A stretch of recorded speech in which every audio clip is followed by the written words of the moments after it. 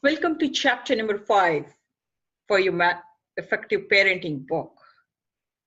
I congratulate you for following through from chapter 1 to 4, taking action, going through the checklist, the PDFs, all the bonus gifts that you have received so far, where you've tried to understand what is effective parenting.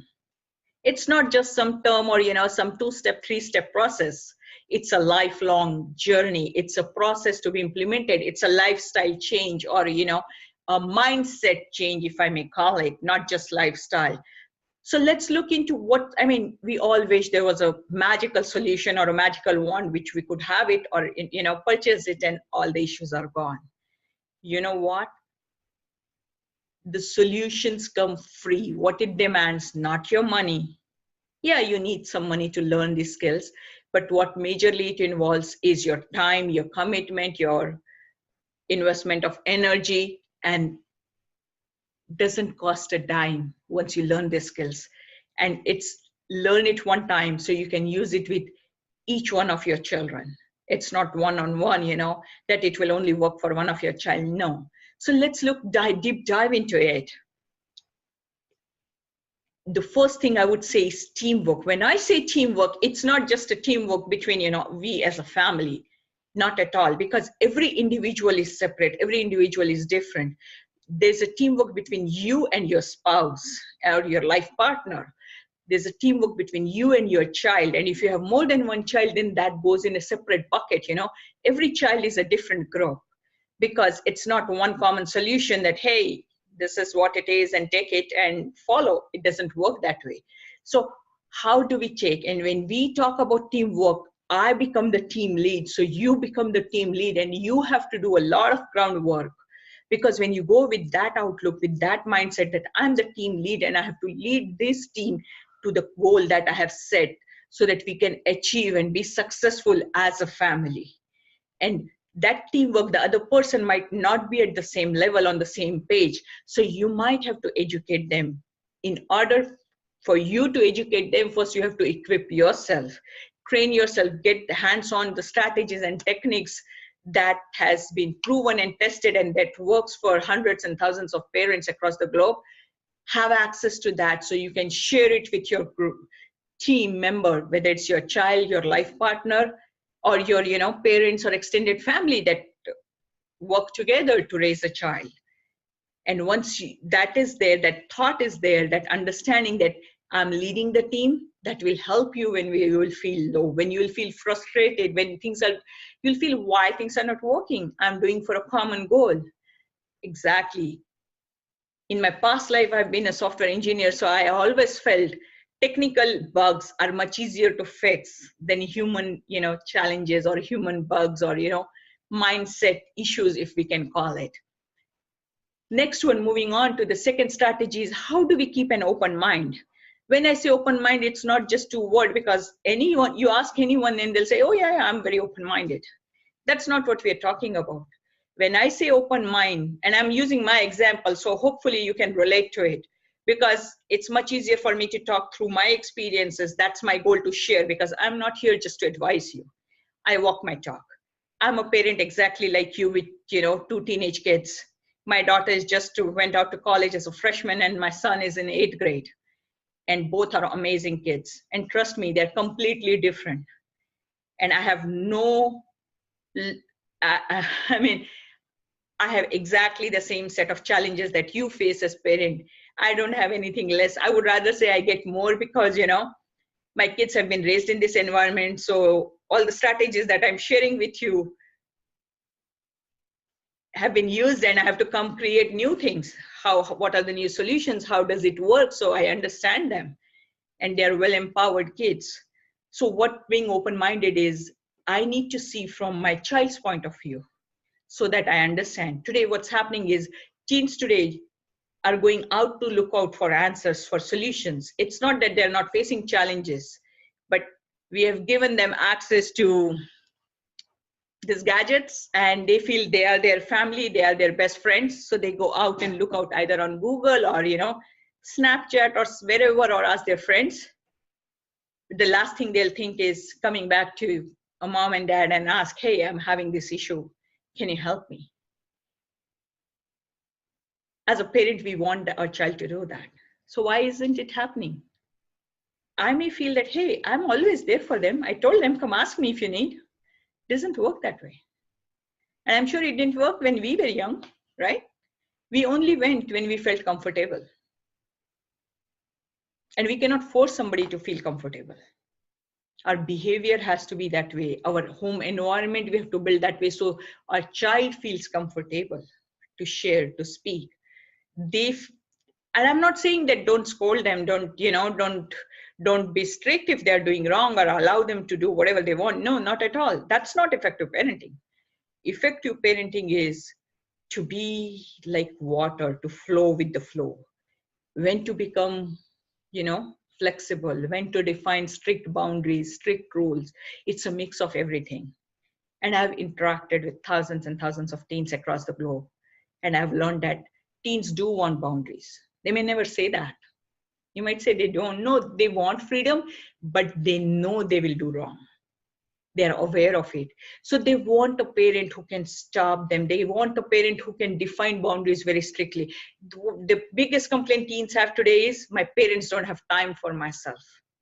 They are too busy at their job, in their entertainment or TV, or they're very tired, frustrated.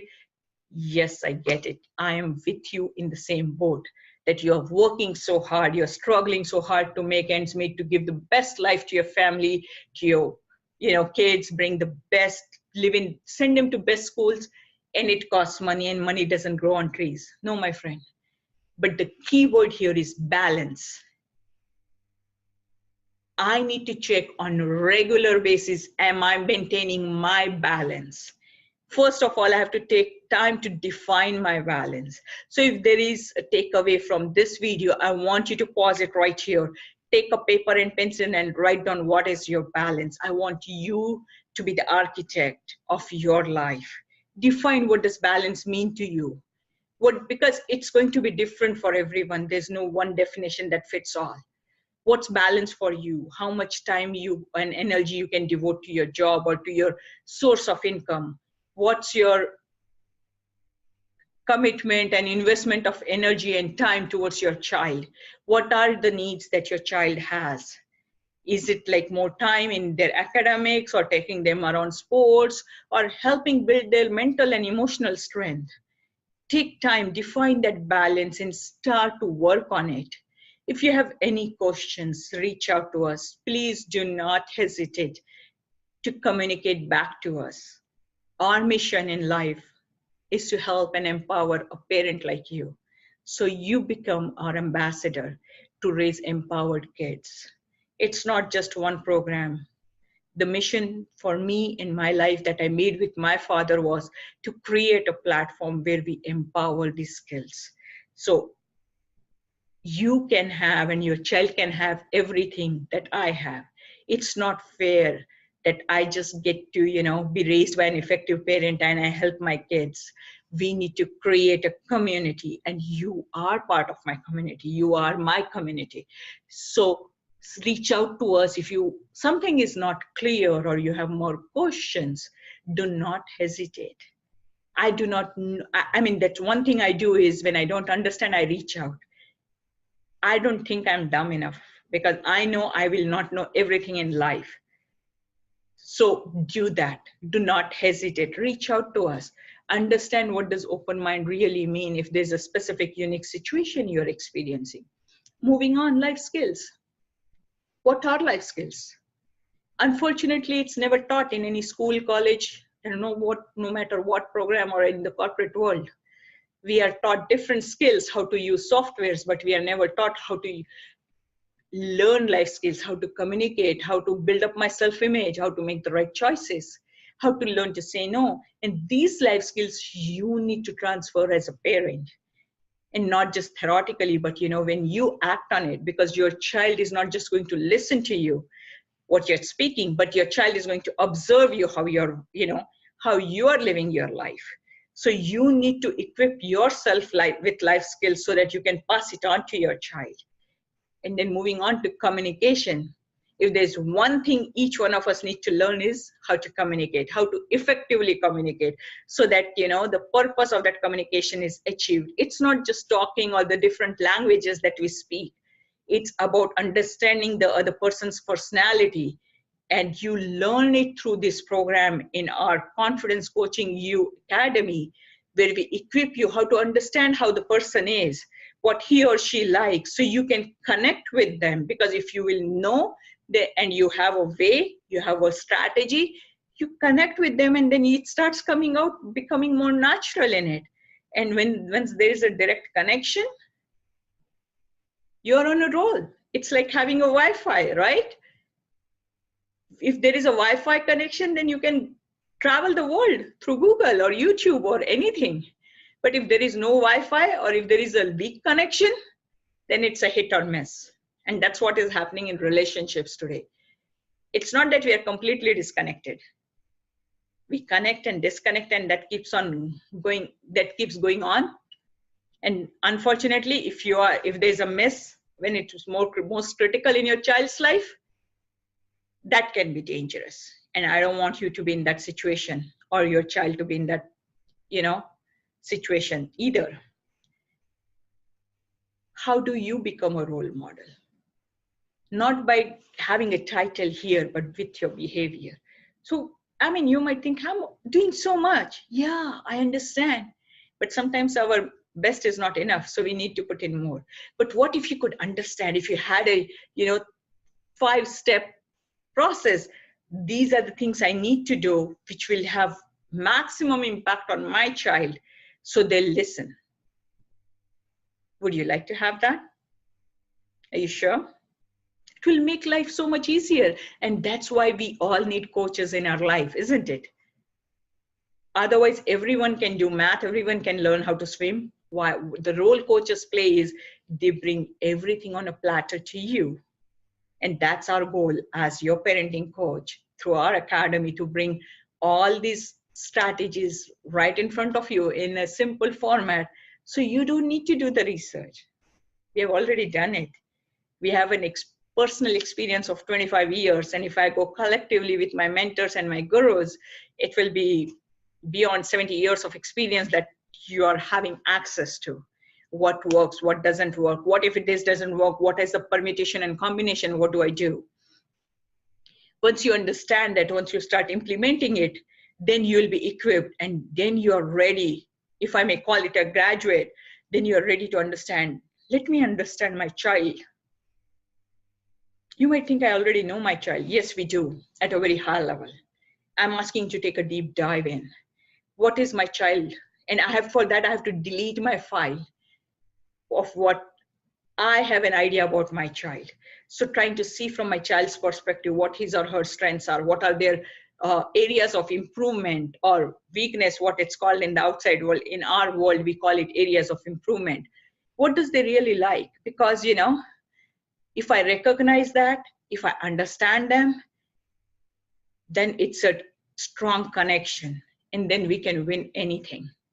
But if it is not a strong connection, if I don't understand my child, but I'm trying to enforce my ideas onto my child, it's going to backfire, and it's going to backfire so bad that the basic connection as a mother and a child, or a father and a child, is going to be damaged for life, is going to be scarred for life. And like I said, like I always say, we only get one chance to raise our child right, and none of our mistakes will be ever forgiven. And we'll never get time to go back. So my kids are 13 and 18 now. I will never get a chance to go back when they were 5 or 10. So it's one-way direction. We are moving on life's journey. So those are the things I wanted to share with you. Act on that. Take time, take a paper and pencil, write down on each of the points that I've shared here in this video. Any questions, we are just an email away. One of our certified coaches from our staff will reach back to you. Until next time, have fun and enjoy your family.